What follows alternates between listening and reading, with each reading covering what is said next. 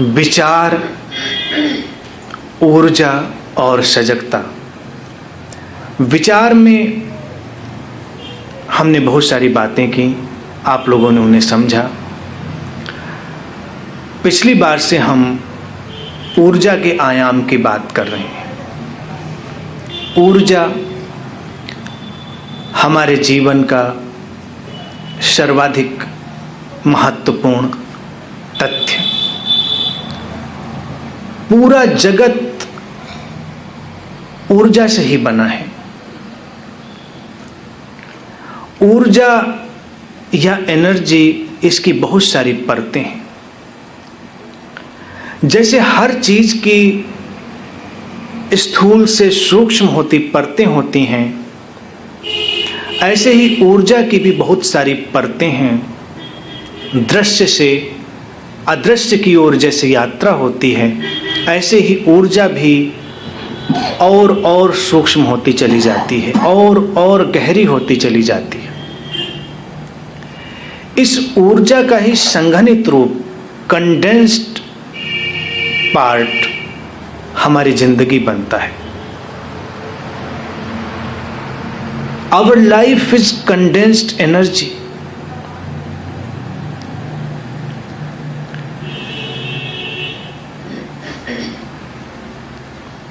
जितने पदार्थ हैं वो सब भी ऊर्जा से ही बने हैं।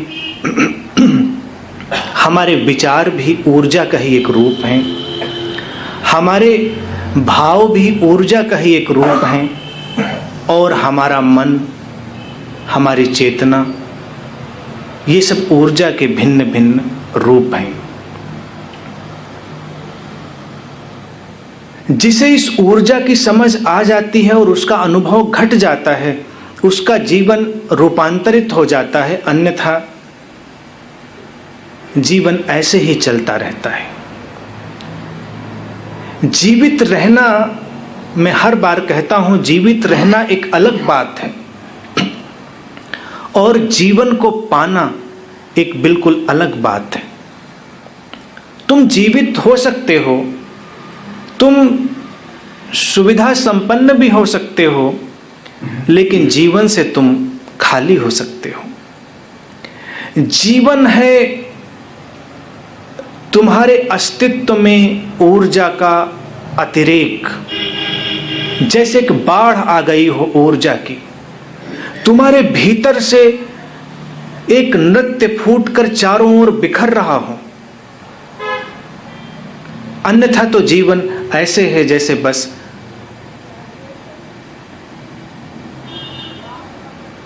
आंखें बंद किए हुए इधर उधर टटोलते हुए चले जाना। कभी ठोकर लग जाती है, गिर जाते हो, कभी संभल जाते हो, कभी कभी संयोगवश बिना ठोकर लगे भी पूरा जीवन निकल जाता है, लेकिन अंधेरों में ही टटोलते हुए। कभी कभी ज्यादा ठोकरें लग जाती हैं, बात एक ही है।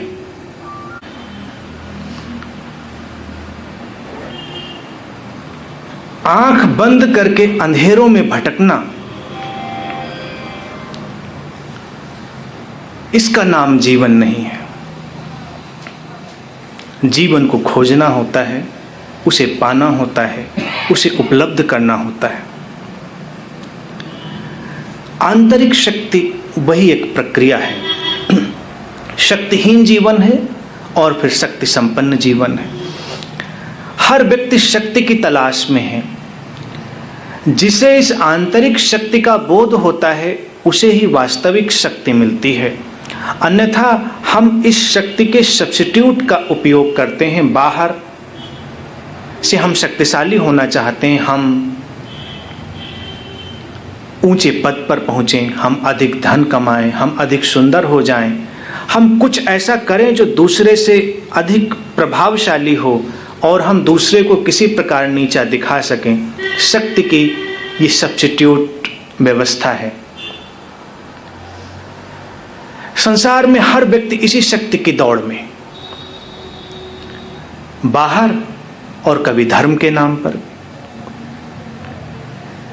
शक्ति का, आंतरिक शक्ति का अपना अनुभव तुम्हें मुक्त करता है, तुम्हें आनंदमय बनाता है, और ऐसा आनंदमय जिसकी आधारशिला तुम्हारे भीतर होती है, वो कहीं बाहर नहीं होती।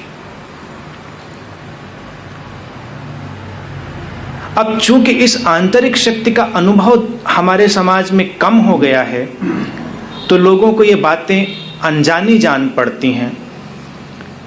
आज से 2500 वर्ष पूर्व करीब करीब जब गौतम बुद्ध ने अपनी इस आंतरिक शक्ति का पूरा अनुभव किया और आंतरिक शक्ति के विस्फोट से उनका व्यक्तित्व प्रकाशित हो गया, तो कई बातें घटी हमारे समाज में।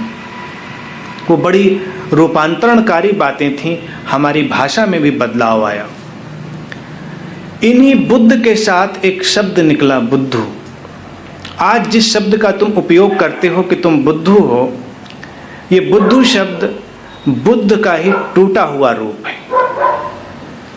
क्योंकि लोग बाहर की शक्ति में तलाश में रत थे कि राजभवन बना लें, बड़े महल बना लें, राजा बन जाएं, चारों ओर मनी पावर, मसल पावर, जो भी पावर के नाम से प्रचलित है उसे अर्जित कर लें।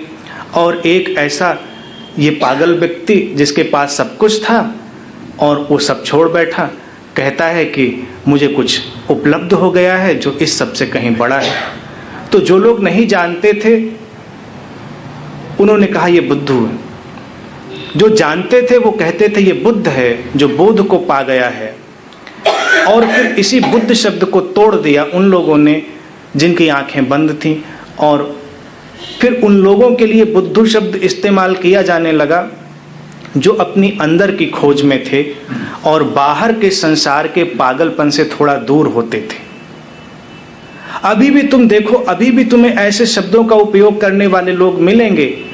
तुम जितनी विक्षिप्तताएं हैं संसार की उन सबको किए चले जाओ, लोग तुम्हें बड़ा शार्प, बड़ा ही एक्टिव, प्रतिभाशाली, सोशल या जैसे भी अच्छे अच्छे नाम होंगे उनसे बुलाएंगे। और थोड़ा तुम प्रश्न खड़े करना शुरू कर दो, उस संसार के विक्षिप्त प्रवाह पर, उस कंडीशन्ड फ्लो पर तुम क्वेश्चंस खड़े करना शुरू करो और उससे अलग हो, अपने अंदर मुड़ो, अपनी शक्ति के वास्तविक स्रोत को खोजो। तो लोग कहेंगे बुद्धू हो गए हो क्या? तो ये हमारे उस 2500 वर्ष पहले की बहुत बड़ी देन थी, दो शब्द, बुद्ध और बुद्धू। एक दिशा जब अंदर की ओर मुड़ती है तो तुम्हें बुद्ध बनाती है। बुद्ध ये सिद्धार्थ का नाम नहीं है, ये हर उस संबुद्ध व्यक्ति का नाम है जो बोध को उपलब्ध होता है। आंतरिक शक्ति जब आती है तो बाहर की शक्ति के जो वैकल्पिक आयोजन हैं वो गिर जाते और तुम थोड़े अजनबी जान पड़ने लगते हो। तुम इस संसार में अपरिचित, आउटसाइडर जान पड़ने लगते हो। कोलिन विल्सन ने इसी भावदशा पर एक अच्छी किताब लिखी थी, आउटसाइडर। एक व्यक्ति जो समाज की धारा से बाहर जा पड़ता है उसे लोग आउटसाइडर कहते हैं। जैसे जिन लोगों ने रिचर्ड बाक की जोनाथन लिविंगस्टोन सीगल पढ़ी है, उस पक्षी की कथा जिन्होंने पढ़ी है जो अपने अंतर की खोज में जाता है, तो समाज के लोग उसे बाहर कर देते हैं, उसे आउटसाइडर बना देते हैं। सुनी सबने? पढ़ी है? नहीं पढ़ी है? रिचर्ड बाक, उन्होंने बड़ी छोटी सी किताब लिखी है, सीगल है, समुद्री पक्षी। सीगल जो पक्षी होते हैं उनकी एक विशेषता होती है कि वो ज़्यादा ऊंचाई पर नहीं उड़ते, नीचाई पर उड़ते हैं। उनका जीवन सीमित दायरों में बंधा होता है, सीमित दायरों में उड़ते हैं, किनारे आ गई मछलियों का शिकार कर लेते हैं अपना पेट भर लेते हैं और वहीं किनारे ठहर जाते हैं। कथा कहती है कि इन्हीं सीगल के बीच में एक ऐसा दीवाना सीगल पैदा हुआ जो एक दिन उस निश्चित समाज की मापी गई, जो सीगल का समाज था उनकी जो मापी गई तय ऊंचाई थी, उससे ऊपर चला जाता है, उससे आगे चला जाता है। और जब वहां से वो आगे जाता है तो उसे अंदर ऊर्जा का प्रवाह अनुभव में आता है, ऊर्जा की तरंगें अनुभव में आती हैं और ऊर्जा का हर अनुभव तुम्हें आनंदित बनाता है। तो सीगल और पंख फैलाकर ऊपर उड़ता है। फिर ऊर्जा का प्रवाह इतना तेज बढ़ता है कि उसका सिर घूम जाता है और वो वापस लौट आता है। डरा सहमा कुछ दिन घूमता रहता है अपनी बिरादरी के बीच, लेकिन वो उस अनुभव को भुला नहीं पाता। सोचता है कि कहीं ये मैं कुछ गलत तो नहीं कर रहा हूं, लेकिन फिर उसे लगता है कि गलत अगर है तो उसमें ये आनंद कैसे हो सकता। एक दिन फिर सबकी आंख बचाकर, सबसे दूर झुंड से निकलकर फिर वो अपने पंख फैलाकर ऊपर उड़ता है और जब एक निश्चित ऊंचाई तक उठ जाता है और उसका सिर घूमने वाला होता है, तभी उसे एक और सीगल दिखाई देता है, चमकदार पंखों से जिसके रोशनी निकल रही है। और वो सीगल कहता है तुम आ जाओ। वो कहता है अगर यहां से आगे गया तो कहीं मैं समाप्त तो नहीं हो जाऊंगा। वो सीगल कहता है मैं इसी बिंदु पर मिलता हूं, पहले मैं भी इसी तरह घबराता था और अब उस बिंदु के आगे मैंने यात्रा कर ली है और जो सिर घूमने की इस यात्रा से कुछ कदम आगे बढ़ जाते हैं उन्हें मैं मिलता हूं और फिर उन्हें उड़ना सिखाता हूं। और फिर वो दूसरा सीगल जो प्रकाशित है, जिसके पंखों से रोशनी निकल रही है, उस सीगल को उड़ना सिखाता है। वो उड़ता है और ऊंचे और ऊंचे और फिर उसे वो एक जगह पर ले जाता है जहां पहाड़ियां हैं। वो प्रकाशित सीगल उससे कहता है कि देखो उस पहाड़ी तक जाने का क्या रास्ता है। सीगल कहता है उड़कर। उसने कहा अभी तुमने उड़ना सीखा है, अब उड़ने का एक और आयाम है, चाहो और पहुंच जाओ। उसने कहा क्या ऐसा भी संभव है? तो वो कहता है तुम देखो। और वो देखता है, पलक झपकते वो प्रकाशित सीगल पहाड़ के सामने के पहाड़ की दूसरी चोटी पर खड़ा होता है और पलक झपकते फिर यहाँ पर, फासला ही नहीं। वो पूछता ये कैसे किया, ये जादू है? वो कहता नहीं, जादू नहीं है, तुम्हारा विचार तुम्हारी सीमा है। Your thought is your limitation. Go beyond your thought and then you can do this magic. Magic is within. Explore this magic. हमने विचार पर बात की, तो विचार तुम्हें उस बिंदु तक लाता है जहां तुम्हारा सिर घूम जाता है, तुम आनंद का अनुभव करते हो, तुम चमत्कार के एक जगत का दर्शन करते हो। फिर उस विचार को लांघ कर, उससे छलांग लेकर तुम्हें उस जगह पर आना पड़ता है जहां तुम ये देखते हो कि तुम्हारा विचार तुम्हारी सीमा बन जाता है और एक दिन तुम्हें उस विचार से आगे जाना पड़ता है। आगे कथा बढ़ती है, कहती जब इस अनुभव को लेकर वो सीगल वापस लौटता है और बाकी सीगलों को सूचना मिलती है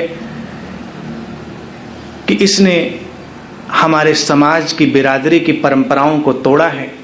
हमारी बिरादरी तो यही थी, ऐसे ही एक ऊंचाई पर उड़ना, मछलियां इकट्ठी करना। अरे कुछ मछलियां ज़्यादा इकट्ठी करता, आराम से रहता, लेकिन इसने हमारे समाज के नियमों को तोड़ा है। तो सारे समाज के जो बुजुर्ग होते हैं, वहाँ के मुखिया इकट्ठे होते हैं और उसको अपनी बिरादरी से निकाल देते हैं, उसे आउटसाइडर बना देते हैं। ही बिकम्स आउटसाइडर। एक साधक कभी कभी जब साधना में जाता है तो ऐसा ही आउटसाइडर बन जाता है। सभ्य समाज होता है, अंतर्दृष्टि संपन्न, तब ऐसा नहीं होता। लेकिन अगर अंधों के बीच तुम रह रहे हो तो कभी कभी इस आउटसाइडर सिंड्रोम से सभी का सामना पड़ता है। लेकिन जब तुम उस अनुभूति को जान लेते हो अपनी ऊर्जा की, फिर तुम्हें कोई भी पीछे नहीं ले जा सकता। तो वो सीगल बाहर तो होता है लेकिन अपनी उड़ान जारी रखता है। कुछ युवा बच्चे और कुछ युवा सीगल चट्टानों के पीछे दुबक कर, छुप कर उसके उस अलौकिक उड़ान को देखते हैं। अभी तक तो उन्होंने एक सीधी सतही उड़ान देखी थी, और सीधे आसमान को भेदती हुई उड़ान वो अपना दिल थाम कर चट्टानों के पीछे से दुबक कर देखते हैं। और फिर धीरे धीरे इक्का दुक्का, कभी एक सीगल, कभी दो सीगल उसके झुंड में शामिल होने लगते हैं। उस सीगल का अपना एक समाज बनने लगता है और वो उन्हें उस अलौकिक उड़ान को सिखाने लगता है। आउटसाइडर बनना सौभाग्य है। फिर कॉलिन विल्सन ने एक बाद में एक और किताब लिखी थी, बियॉन्ड आउटसाइडर। जब तुम बाहर हो जाते हो और उसको जी लेते हो, अपने ऊर्जा के अनुभव को जान लेते हो, तो एक दिन तुम इस आउटसाइडर होने के सिंड्रोम से भी आगे चले जाते हो। You go beyond outsider syndrome, और तुम उसी डेजर्ट में एक ओएसिस निर्मित करते हो, एक मरुद्यान उसी रेगिस्तान में। एक साधक ऐसा ही है जैसे चारों ओर की रेत में अचानक कुछ हरियाली उग आई हो। कोई हरितिमा तुम्हारे भीतर से उभर आई है जिसकी अपेक्षा नहीं थी, जिसकी आशा नहीं थी। धर्म उसी ओएसिस की खोज है, उसी मरुद्यान की खोज है।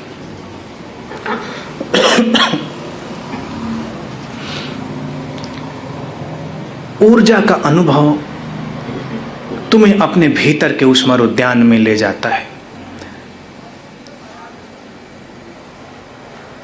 ऊर्जा तुम्हारे भीतर अपना काम कर रही है। पिछली बार मैंने तुम्हें बहुत सारे रहस्यात्मक संकेत दिए, मिस्टीरियस फंक्शनिंग जो तुम्हारे शरीर में हो रही है, उस ओर मुड़ना होता है। जैसे शरीर तुम्हारा दो चीजों का जोड़ है, पदार्थ और चेतना।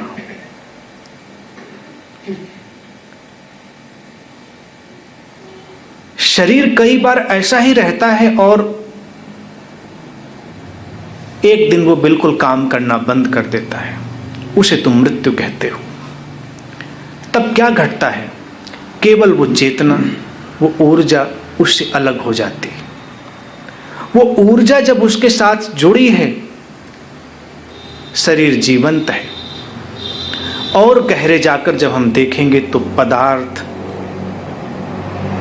और ऊर्जा में कोई भेद नहीं है। ये पदार्थ भी ऊर्जा का ही और ठोस रूप है। भौतिक विज्ञान अपनी खोज में जैसे जैसे आगे बढ़ता है, वो उस बिंदु तक पहुंच चुका है जहां वो केवल एक की ही सत्ता मानता है। वो एक ऊर्जा है जो भिन्न भिन्न रूप लेती है, और धर्म भी एक की ही सत्ता मानता है। एक चेतना है जो भिन्न भिन्न रूप लेती है। यहाँ पर धर्म और विज्ञान एक हो जाते हैं। वस्तुतः धर्म और विज्ञान में कोई भेद ही नहीं है, वो एक ही बात है। उधर बढ़ने के, खोजने के सिरे अलग अलग हैं, लेकिन खोज एक की ही हो रही है। पदार्थ और ऊर्जा का एक ही रूप, जिसे तुम परमात्मा कहकर जानते हो, तो परमात्मा कोई कल्पना नहीं है। जो काल्पनिक परमात्मा में यकीन रखना चाहते हैं उनकी बात और है, लेकिन परमात्मा एक ही है, ऊर्जा का अनंत विस्तार।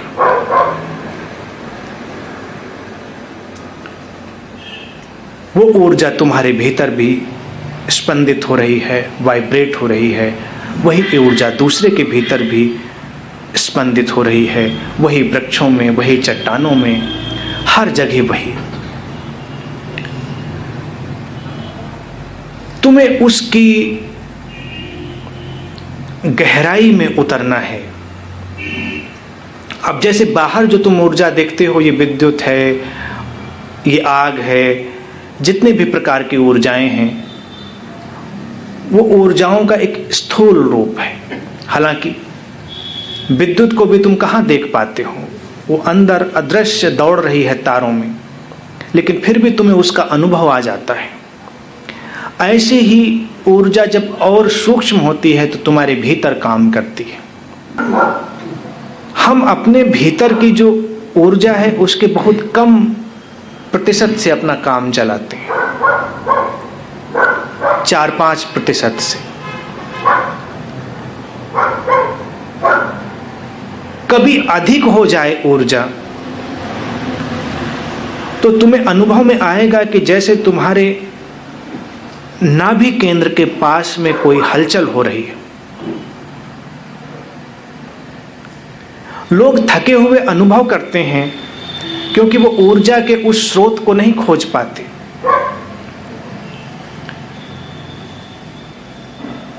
अगर तुम अपने उस ऊर्जा केंद्र को सक्रिय करते हो तो तुम्हारी थकान समाप्त होती है। केवल शरीर अपनी सामान्य प्रक्रिया से गुजरता है, लेकिन तुम्हारे अंदर एक ऊर्जा का नृत्य चल रहा होता है। तुम्हें थकान का कोई अनुभव नहीं होता। अभी इससे उल्टा होता है। वैज्ञानिक ढंग से अगर तुम्हारे शरीर की जांच की जाए तो तुम्हारा शरीर थका नहीं होता और तुम थक चुके होते हो। शरीर तुम्हारा पूरी तरह शक्ति संपन्न होता है, लेकिन तुम इतने थक चुके होते हो कि तुम्हें एक कदम उठाना भी मुश्किल होता है। अपनी थकान को समझें तो तुम्हें ऊर्जा के बहुत सारे शेड दिखाई देंगे। क्या तुम सचमुच में थके हुए हो या तुम अंदर से थके हुए हो? जब किसी ध्यानी को ऊर्जा का अनुभव हो जाता है तो उसके भीतर एक नई बात घटती है। उसका शरीर सक्रिय होता है, शरीर विश्राम में जाता है, लेकिन वो अपने भीतर निरंतर जागा हुआ, निरंतर सतर्क बना रहता है। गीता में जिसे कृष्ण कहते हैं ना कि योगी वही होता है जो तब भी जागता रहता है जब सब सोते हैं, तो ऐसा नहीं उसे अनिद्रा की बीमारी हो जाती। इंसोमेनिया से पीड़ित नहीं होता वो योगी, वो भी विश्राम करता है, लेकिन उसका शरीर ही विश्राम करता है। उसके भीतर जो ऊर्जा जागृत हो गई है वो वैसे ही अपने दिव्य नृत्य में संलग्न रहती है। अभी हालत उल्टी है, हमारा शरीर जागा रहता है और हम अपने अंदर सोए रहते हैं। आंखें खुली हैं, लेकिन भीतर ऊर्जा इतनी कम है कि हम बार बार सो जाते हैं। कान क्या है? कानों तक ऊर्जा जब पहुंचती है तो कान बनते हैं। आंख क्या है? तुम्हारे भीतर की ऊर्जा जब आंखों के पीछे के स्रोत को स्पर्श करती है तो आंखें सक्रिय होती हैं।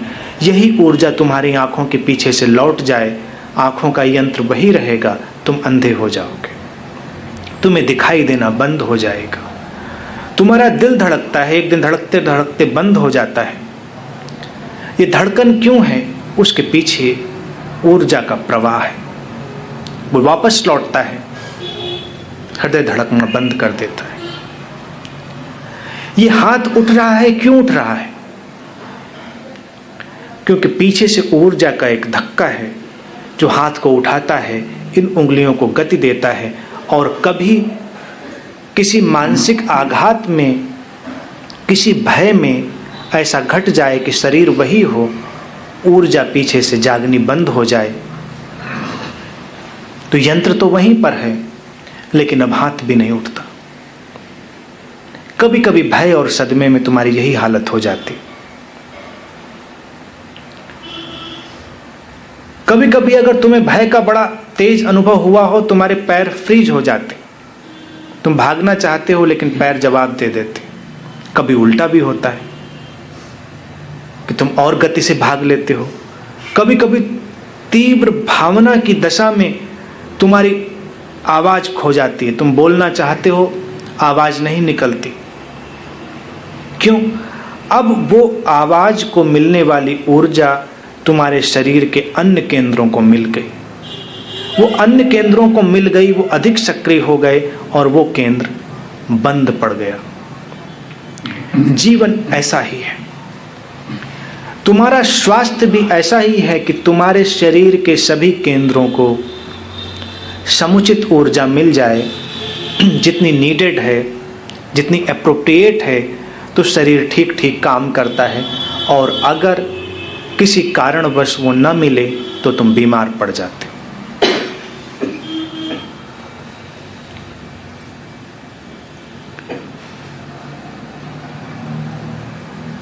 और अभी क्या है कि ऊर्जा मिल तो रही है, लेकिन वो इतनी कंटिन्यूटी में नहीं है कि तुम और फोकस्ड हो सको।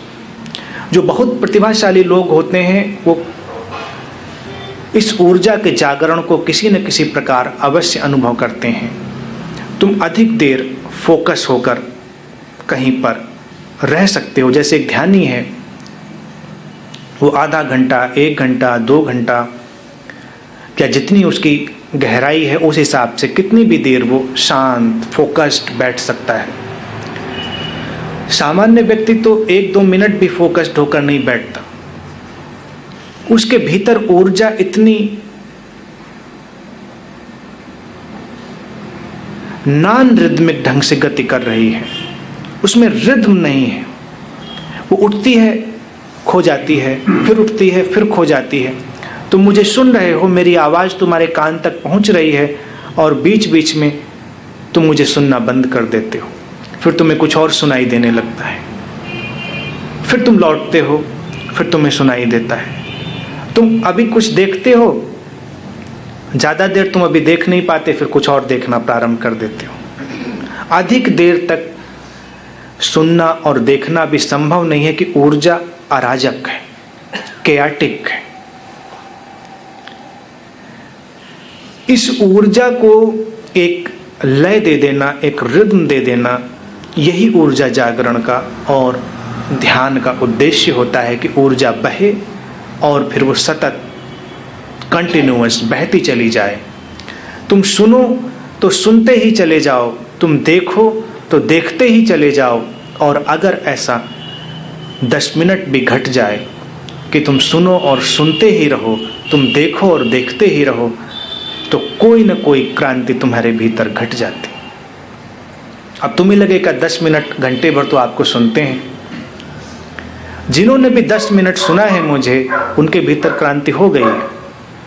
अन्यथा तुम 1 मिनट मुश्किल से सुनते हो, फिर तुम्हारा इंटरनल डायलॉग सक्रिय हो जाता है। तुम्हारी ऊर्जा अंदर खींच ली जाती है, तुम्हारे अंदर के मेमोरी पैटर्न्स, तुम्हारी अपनी इधर उधर की यादें, तुम्हारे इंटरप्रिटेशंस सक्रिय हो जाते हैं। फिर अचानक तुम्हें लगता है अच्छा ये तो प्रवचन सुन रहे थे, फिर तुम वापस लौटते हो, फिर सुनते हो, फिर लौट जाते हो। 10 मिनट तक अगर कोई सचमुच में सुन सके, मुझे ही नहीं किसी पक्षी को चहचहाते हुए भी, तो वो ज्ञान की ओर, इस ऊर्जा की ओर एक महत्वपूर्ण कदम उठा लेता है। फिर वो सीगल हो जाता है जो एक बिंदु तक उठ जाता है, उसके बाद फिर उसे नीचे लाना मुश्किल होता है। अभी हालत ज़्यादातर लोगों की वैसी होती है, चट्टानों के पीछे दुब के सीगल वाली। तुम देखते हो, मन करता है कि उड़ जाएं, पंख भी हिलाते हो, लेकिन फिर वहीं दुबक जाते हो।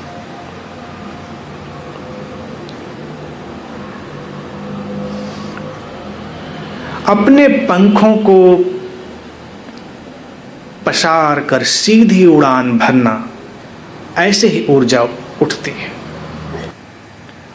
अंदर उतरो तो फिर उतरते ही चले जाओ, उसकी सीमा नहीं होनी चाहिए, तभी तुम उस ऊर्जा के निकट आओगे। फिर कभी कभी तुम देखोगे कि अचानक घटी घटनाएं तुम्हें इस ऊर्जा का बोध कराती हैं। जैसे अचानक संकट आ जाए, तो जो लोग भी अभी थके हुए अनुभव कर रहे थे, जिनको अभी चलना भी मुश्किल था, वो भी अचानक दौड़ने लग जाते। संकट तुम्हें सक्रिय बना देता है।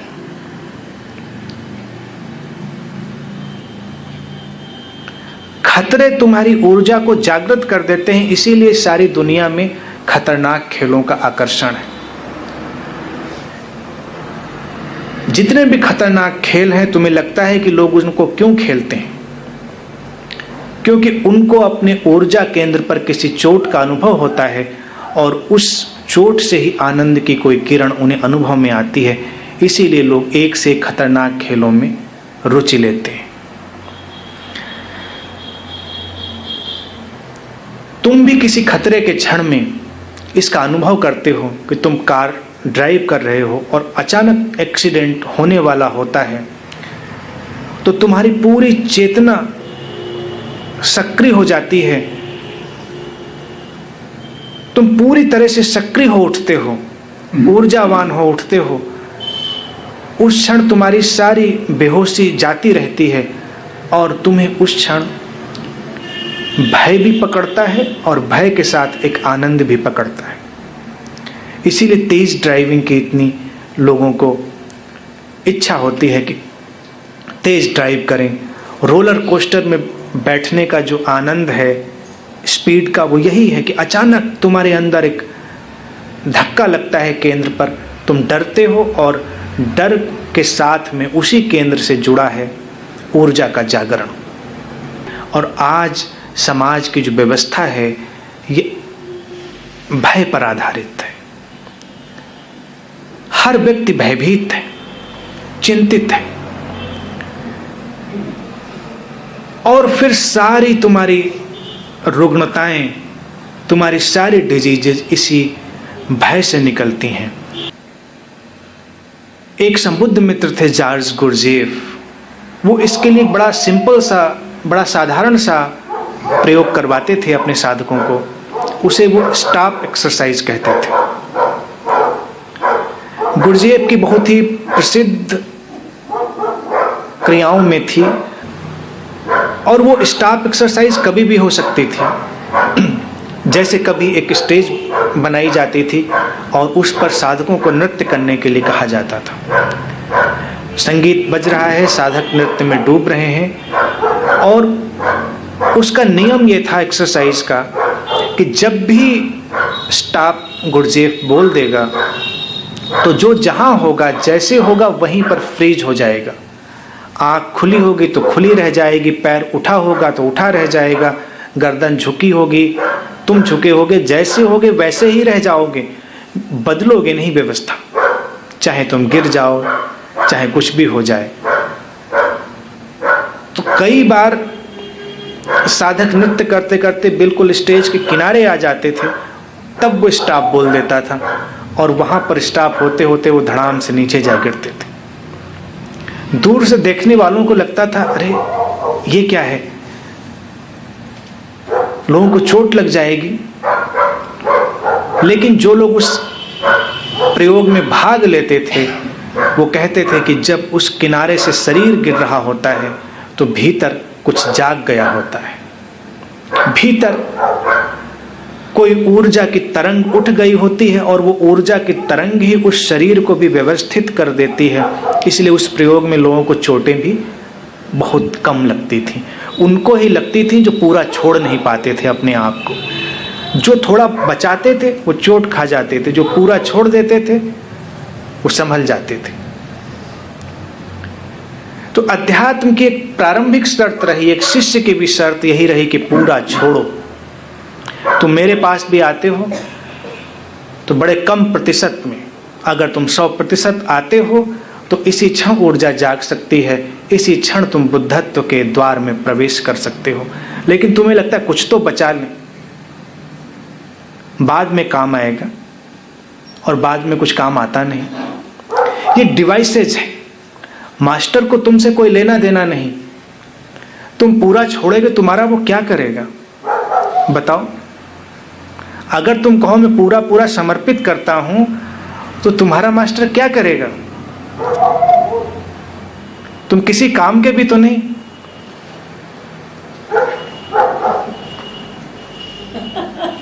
तुम्हें साथ रखे तो मुश्किल, लेकिन तुम्हें लगता है नहीं नहीं पूरा नहीं दांव पे लगाएंगे, कुछ बचा लेंगे, और बचाने में ही तुम ठहर जाते हो, ऊर्जा अवरुद्ध हो जाती, रुक जाती है। केवल टेक्निक की तरह से तुम अपने को पूरा दांव पर लगाते हो और तुम देखते हो ऊर्जा जाग गई।